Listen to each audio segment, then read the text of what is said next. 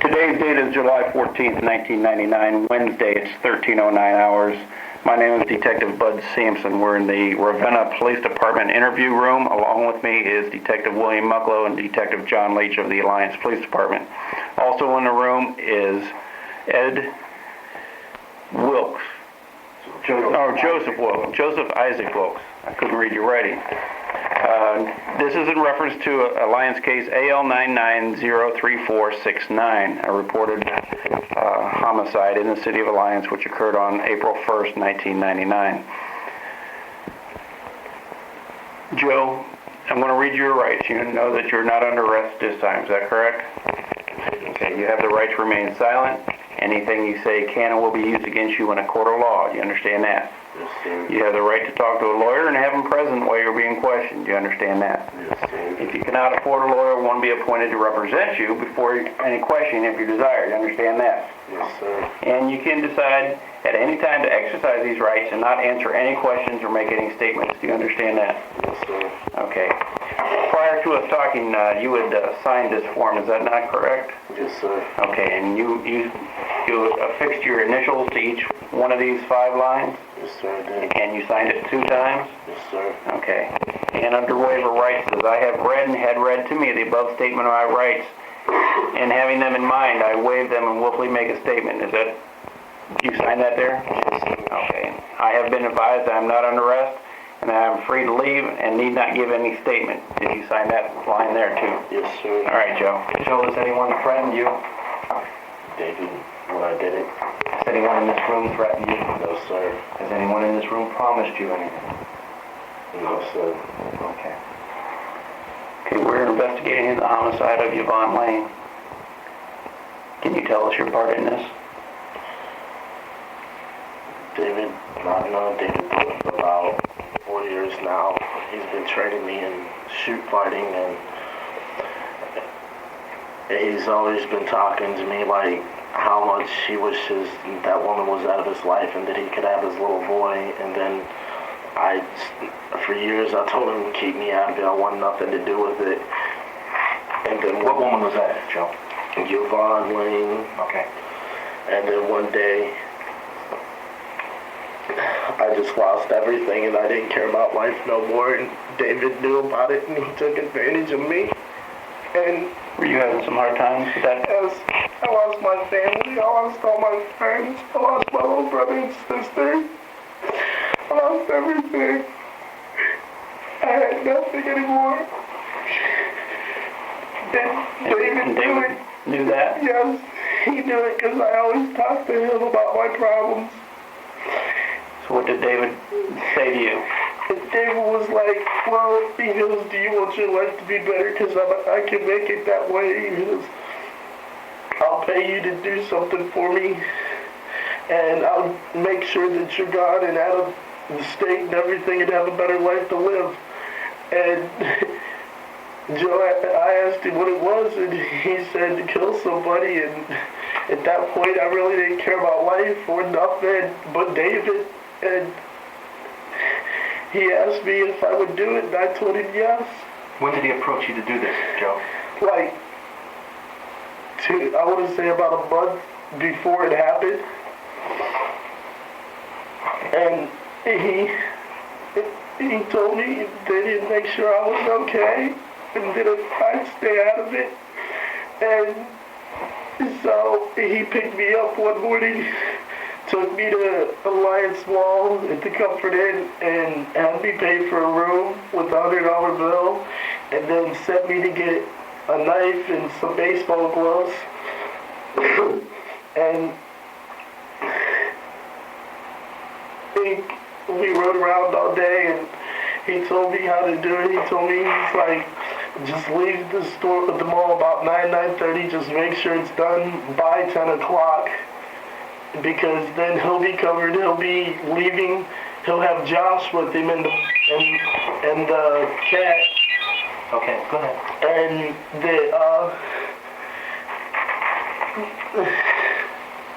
take it easy. Then he'll be leaving shoot fighting class and stopping at a BP or something to get something to drink or eat, and he would be covered on the camera. and that it would be done before he got back. So I said okay, and he dropped me off that night. I left around 9:30. And how did you get to the house from the mall? I walked from the mall to the house, and I'd taken the gloves and my knife, and I was in some Nike gear, and I was walking down, and I walked to her house, and the door was unlocked. I opened it, I screamed her name, and I was walking up the first flight of stairs, and she was coming down her bedroom. Does she know you? And she's met me once. Okay. What did she say to you? She was like, hey, what are you doing here? She goes, I haven't seen you in a long time. I was like, oh, David just wanted me to stop by and see how things were. And then we were sitting there talking for about 3 to 5 minutes, and then I did it. Okay. I know this is going to be hard, but we got to go through and you tell me what happened here. Where were you sitting? Were you sitting upstairs or downstairs? We were on the second floor, not the third one. Okay. And we're sitting on the couch talking, and I reached over and grabbed her hand. Okay. Did she get up and try to run?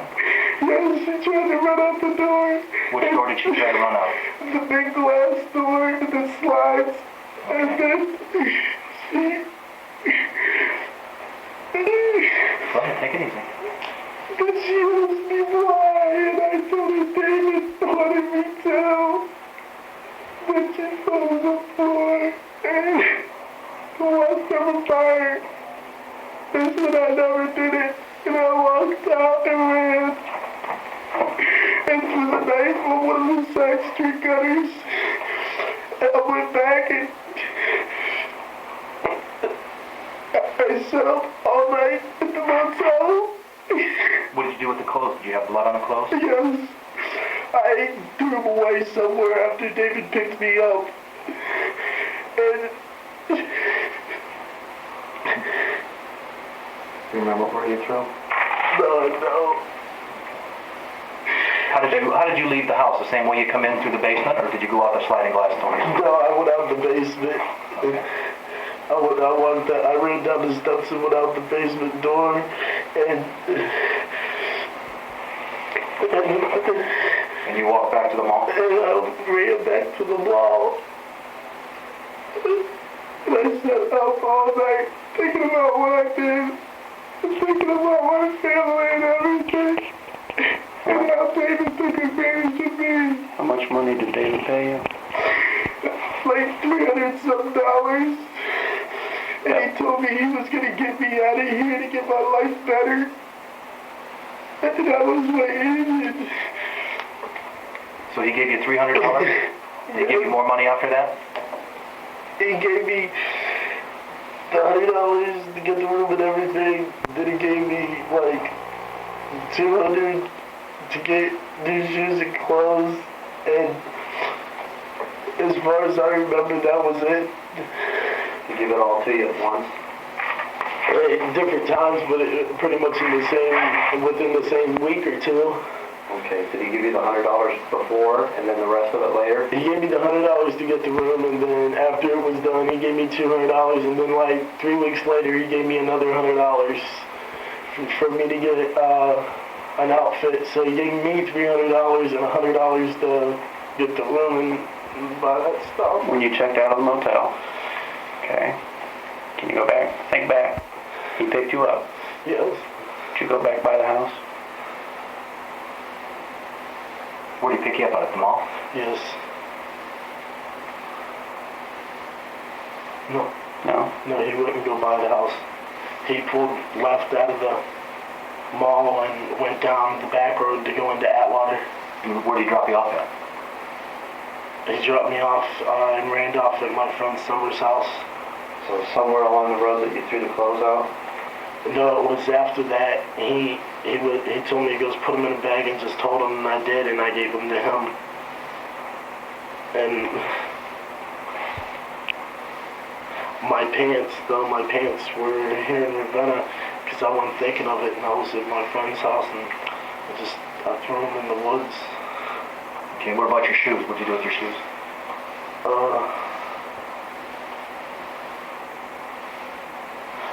100%. Okay. You still got them? No, I don't. Okay. That morning, when you checked out, before you checked out, did you try calling Dave's phone number from a payphone? Yes, sir, I did. I called him twice, I think, 2 or 3 times. And I think he might have, but I'm not sure, but he might have answered once. But no, because he was at work and he was picking me up from work. Did you call his work? Place of work? No, I didn't. How paid you? I'm not sure if he did. I don't remember. Okay. Just to rehash, where did he drop you off at again, Joe? He dropped me off at the mall. Okay, no, after he picked you up at the mall that Oh, morning. after he picked me up, he dropped me off at my best friend Summer's house and told me that he'd be back and he'd give me the rest of my money and that he would make sure everything was okay. That was in Randolph? Yes. Who's Brett Enoch? That's Summer's stepfather. Do you remember where you threw the pants in the woods? Down by, if you go down 80, I want to say 88, going towards Maplewood, and you hang a right on the first road, you get down there and there's like a little white house on your left-hand side. They were laying right there in the woods. I just tossed them in. And blood on? Yes, they did. Alright. You'd be able to show us where they're at? If they're still there, yes, sir. That night, what was Yvonne wearing? Do you remember?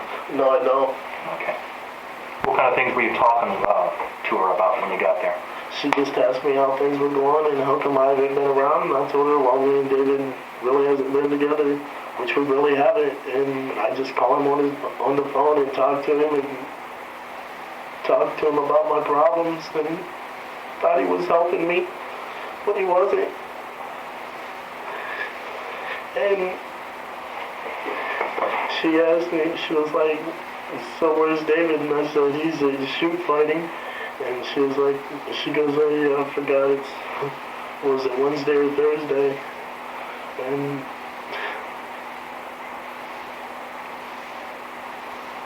So what'd she say when you pulled the knife out? she didn't see me. She had her She back had to her you. head turned. She was looking over to the side, and I pulled it out and was holding it down by my leg. And we continued talking. Then when she turned her head again, I did it. Did you grab her by the hair? Yeah. Pull her hair pretty hard? She was standing next to the sliding glass door? No, she was sitting on the couch to begin with. Then she jumps up and runs over to the sliding glass door. After you cut her? Yes. Why'd you throw the TV stand on top of her? I tripped over it.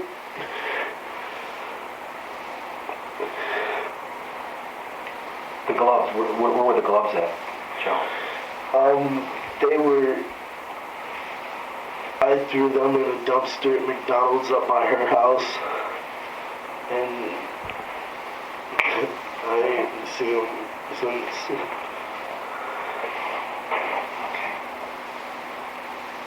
When you left the house and you ran back to the motel, did you run down State Street? Yes, And do you remember running past elementary school? Is that not sure. right by McDonald's? Yes, it's right by McDonald's. Is that right about where you got rid of the knife? No, it was when I was coming out of her house. I ran up a side street and I ditched it in a side street and I ran down. Okay. Do you think you'd be able to show us where you ditched it at? If I can, it's on one of those side streets. Okay. Hey, Joe, you've been to the house before, is that correct? Once, well, now twice. Okay. 916 Divine Street? What was the first time? Just explain how you were there the first time and who was with you. Me and David Thorne went there the first time to pick up his son, Brandon, and we were standing there talking, and Eric got an attitude with me, which is her boyfriend, and me and Eric almost got into it, and we ended up leaving, and he took Brandon, and Eric had a fit and wanted to fight both of us because he didn't want Brandon to go. Excuse me. And What did the little boy do? The little boy that was walking around? I didn't see no little boy. I did not. He keeps talking about man hurt mommy and big mess. Gotta get a towel and clean it up. I Little guy never like seen that. anybody. The only person I saw was her. So why did David want this done? So David could have his little boy and he wouldn't have to pay so much money. For child support? Yes. He told you this? Yes. Did you ever talk to him about it when Amy was there? No, he wouldn't talk around Amy. And as far as I knew, that's what he told me. He wouldn't talk around Amy.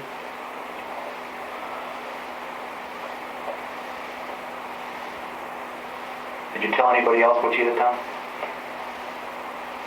Joe?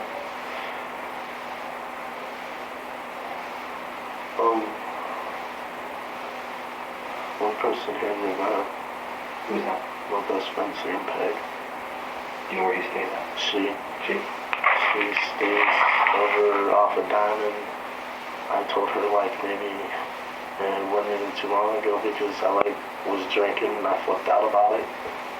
And I told her like last night or the night before, and she told me she just didn't know what to do. Her name once again is Samantha Peg, Samantha Peg. How old is Samantha? 19, She lived by herself or with her parents? no with her mom and dad. How about a phone number? I think it's 6926-296. Are you sorry for what you did, Joe? So I am still. I can't believe I did it. He took advantage of me. Are you willing to stand up for yourself Yes, sir. and testify in court against David Thorne? Yes, sir. Okay. Anything else? I can't think of it. Okay, that's going to conclude this interview. It's Wednesday, July 14th, 1999. The time now is 13:26 hours. You want to see your girlfriend now?